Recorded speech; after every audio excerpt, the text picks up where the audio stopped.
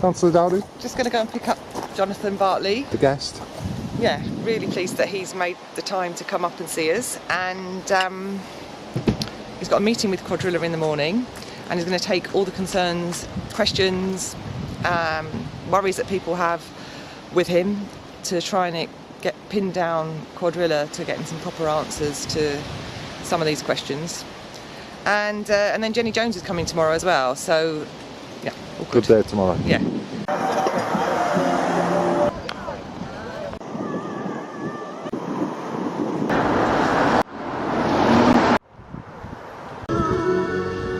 Brexit, that's yes to Europe.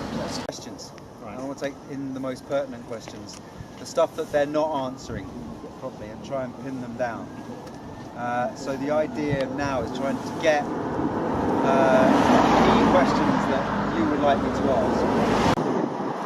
Just be prepared to respond to the emergency services. Well, our concern is that we're not quite disparate.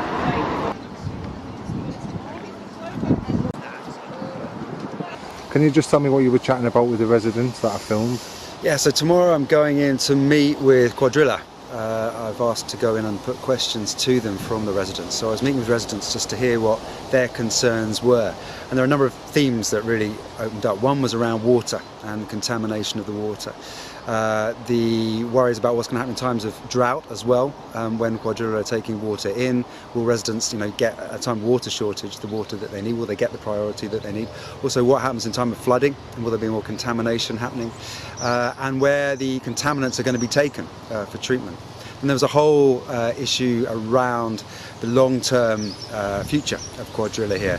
We're always told that gas, and I think it's a bogus argument, we're told that gas is kind of bridging need while we make that transition to renewables. Well, are Cuadrilla going to be here 5 years, 10 years, 20 years? Are they going to make this, as I think has been said, the fracking capital of Europe? If so, local people need to know about it. If they're not, the investors need to know about it. But someone doesn't seem to be being told the whole story. There are other issues about the whole emergency plan that Cuadrilla should have in place. Now, when you've got a place that's like a nuclear establishment, or even a public building or a housing block, you have evacuation plans, you have emergency plans in case of what happens in terms of disaster. Now, we know that there have been earthquakes here. We know that tankers could overturn. We know that there have been explosions at other fracking sites. But the local people aren't being told about what to do in event of emergency. Now, anywhere else, in any other site, in a public building, you'd have these procedures in place and people would know what to do. This is not happening here, and it's simply unacceptable. So there are this is just a few questions that we've got to put to the Cuadrilla, but there are many, many more than that. And I'm intending to put them to them tomorrow.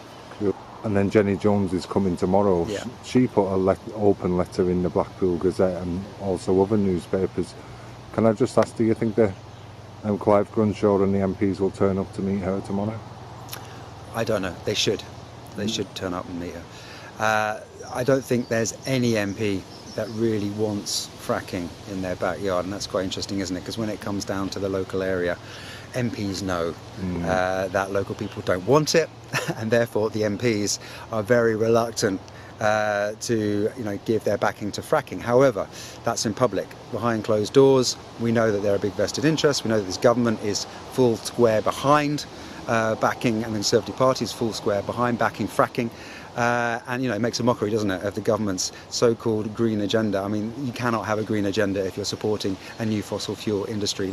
Regardless of the terrible damage that is happening potentially to a local community, we know the impacts on climate change are huge.